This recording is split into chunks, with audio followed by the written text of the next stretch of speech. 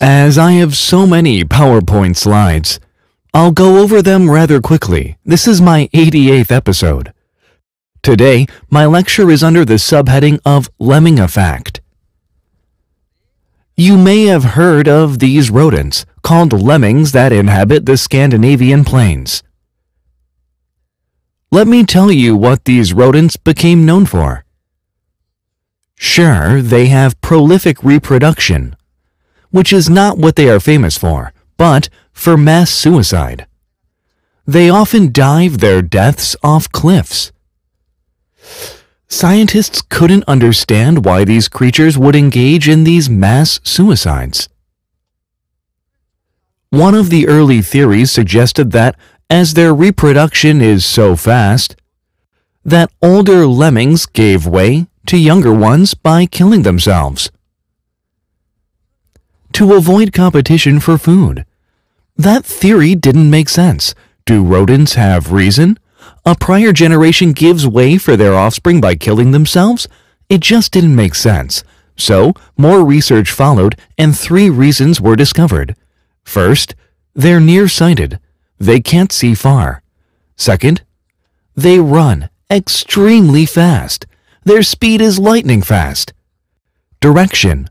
When going forward, you must see other directions than forward and pay attention not to fall off cliffs. These creatures don't do that and know only going forward. The first ones fall and the rear ones follow along. They are super fast, so even if some of them want to stop, the rear ones push. How about in human society? Do we have lemmings? There are many. Trends dominate from shoes to hairstyle, you name it. There are trends in food, music, and whatnot. There is a trend even for it words.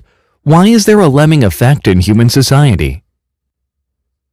It is said to be survival instinct. We follow trends in order to survive. We can't resist the power to fit in. To apply this theory in pre-civilization settings, if you don't follow the group, you might get eaten by fierce animals. You must go along. Such traits and inborn instincts are still present in our genes. If others do it, I must do it too. That's the Lemming Effect.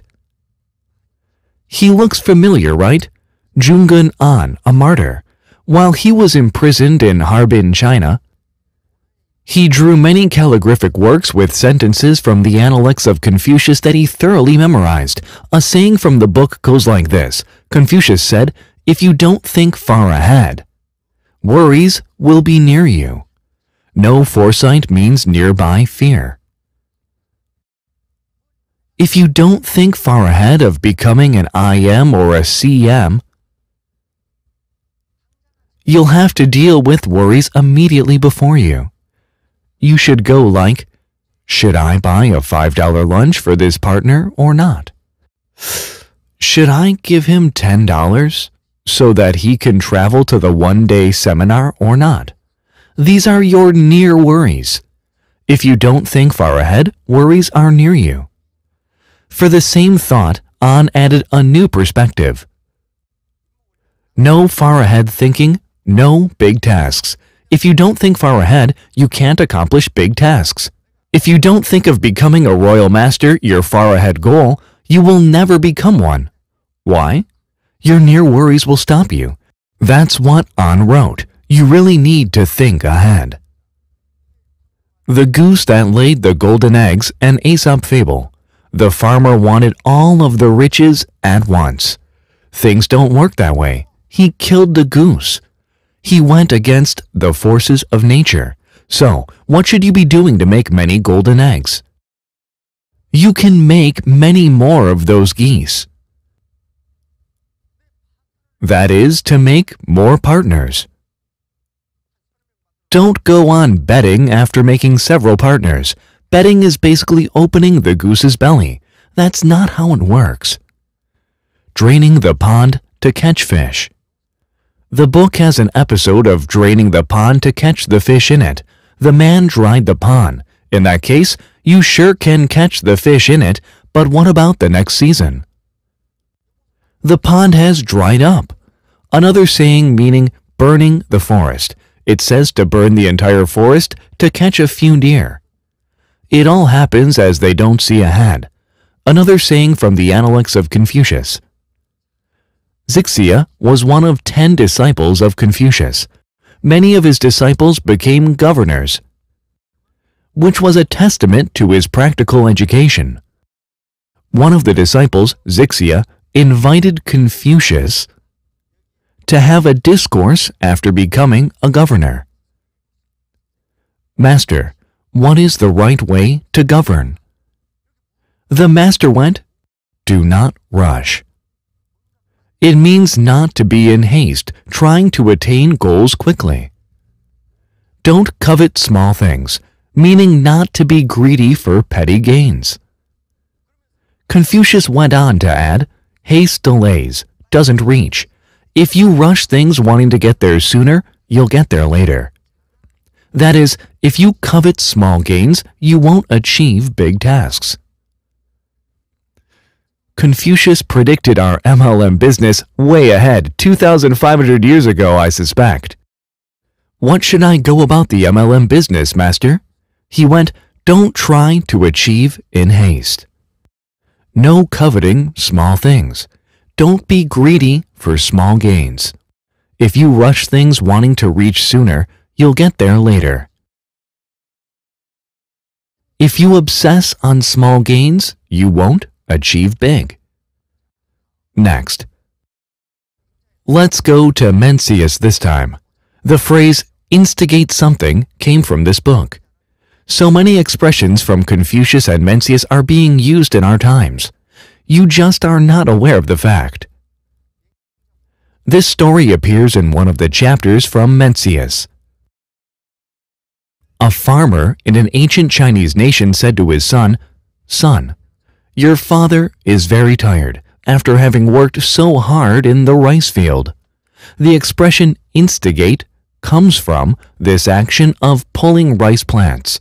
Surprised, the son went to the rice field only to see pulled rice plants. The foolish father pulled the plants, meaning to encourage them, and they all withered to death. In other words, do not pull the heads of your partners. You might pull their heads off. They'll leave. What you should do is water and fertilize the plant from the bottom, not to pull it from the top. So, Mencius too said these wise words with this MLM business in mind 2,300 years ago. Next is from an ancient Indian Buddhist book. A wealthy man in India saw a nice 3-story building next to his house and became envious of it. He asked a constructor to build him a 3-story building. While men were working, the wealthy man saw the first floor being built. They were starting with the first floor, which the wealthy man wasn't interested in, and demanded only the 3rd floor be built well. The 1st and 2nd floors were constructed in haste, and the 3rd floor fell down. What does this fable tell you? You must become a solid SM, then again a solid DM, and then move on to a sturdy SRM. What happens if you have eyes only for SRM? Everything will collapse for you. Now, a story from Aesop's Fables. A frog saw an ox for the first time who was enormous to him. The frog's son asked, Dad, can you be as large as the ox? The dad frog, who was too proud to say no, said, Sure, I can be as large as the ox. So he inflated his belly as big as he could until he inflated himself to death. If you're dead set only on higher masterships without considering your capacity, you'll blow yourselves up too. A fool in the shower, a theory from Milton Friedman, a professor at the University of Chicago, who was one of the best economists in history. This is one of his theories. He developed this theory to criticize the government's financial policies. A fool goes into the shower and turns on the water. But the water is cold at first. However, the hot water takes a while to arrive. So the fool simply turns the hot water up all the way, eventually scalding himself. This is what it's about. The bottom line is that, be it personal career or national policies, changing course too frequently will get you nowhere. Next is direction. In physics, there are concepts called speed and velocity. Speed is a scalar quantity, while velocity is a vector quantity. Scalar quantities have only magnitude and lack direction. Can you give me some examples? Your weight. It has magnitude but no direction. How about temperature? The number of people gathered here today. All of these have magnitude but no direction and thus are called scalar quantities. However, velocity has both magnitude and direction. Magnitude and direction. In the concept of velocity, the speed might be very fast, but the velocity can be zero. For example, think of a squirrel on a treadwheel. The squirrel can't run any faster with an unbelievable speed. However, its position doesn't change at all. Its velocity is zero. Simply put, if you work to death as an SM with zero velocity, you can't become a DM. Your hard work is all for nothing. You ought to go in the right direction. If you go in this slanted direction, you might think you went far. The analysis shows that you veered too outwardly. You went forward only this much. Sidestepping will not get you to the destination. That's why they say to stay the course. Direction matters. Velocity should be high, not fast speed, which will only bring you sorrows. Next, stampede phenomenon. In the world of animals, if one cow jumps, other cows all jump too. They all do it without knowing why. They just jump. Uncontrolled, concerted running among herd animals, in which the group collectively begins running, is called stampede phenomenon. However, stampedes often occur in humans as well. Next slide. Folks who are startled by fake ghosts. A group of villagers suffering a drought went to another town for food. A legend said there was a ghost called a Rakshasa that eats humans it finds in the mountains. On a cold evening, a fellow sitting around a bonfire put on a costume that looked like a Rakshasa because he became cold. To others it looked like the real ghost, and they started to run. Even the fellow wearing the ghost costume ran too without realizing it. People started seeing the ghost following them and ran even harder. Soon everyone was running panicked. The fellow wearing the ghost's garment ran without realizing his outfit. The village people kept running thinking the monster was after them. It's an ancient Indian folktale. The next morning, all the village people were found in a ditch exhausted. They were all villagers. And none was the monster. Don't just run because others are running. Stop and think why you are running. This is a folktale from China. There were many bandits in the mountains. A tavern was at the foot of the mountains, and the tavern lady strongly discouraged a man professing his desire to go to the mountains. The man went ahead anyway, only to face the bandits, who demanded his belongings, which he gave away willingly. He took off everything he had for the bandits to take and showed his neck so they could behead him. His behavior not only shocked, but also almost impressed the outlaws, who gave away their possessions to the guy and disappeared. This event became news, and people became intrigued. One person wanted to replicate this heroic deed, despite others' discouragement. The fool did exactly what the other guy had done. But the upset bandits didn't let him live. They cut his head off. Don't try this at home. Don't follow the crowd blindly. You should think rationally. This has been a Chinese heroic folktale. What I'm really trying to say here is that if you get involved in foul play and cutting corners, it's likely others will copy you, causing a Lemming Effect and stampede. You shouldn't go there. Those practices won't get you anywhere. Another from the Analects. You've heard of too much of a good thing. In other words, too much is just as bad as too little. Too much and too little are the same. Among many disciples of Confucius, one named Zhizhang had remarkable mental sharpness and ability, and was one of the most forward talkers. He was rather hot-tempered, and his actions followed his words. On the other hand, Zixia was a man of consideration. He was more of a thinker than an actor. Thus, a third disciple, Jigong, asked the master about the two disciples. Confucius went, "Zhizhang is too much and Zixia is too little. You mean the excessive one is better than the deficient one?" The master said excess is just as bad as deficiency. Simply put, those who can't get up to higher masterships fast enough are just as terrible as those who are too lazy to care.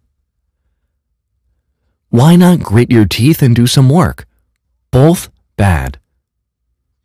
This is what Confucius has been lecturing to us since 2,500 years ago. Next, down and fall. You all heard the word downfall, right? It's from this legend. These two imaginary animals are somewhat similar to wolves or wild dogs. Both of the Chinese characters refer to canines. Down has two long front legs, but the hind legs are either not there or too short. Personality-wise, it is extremely brave, but dumb as a box of rocks.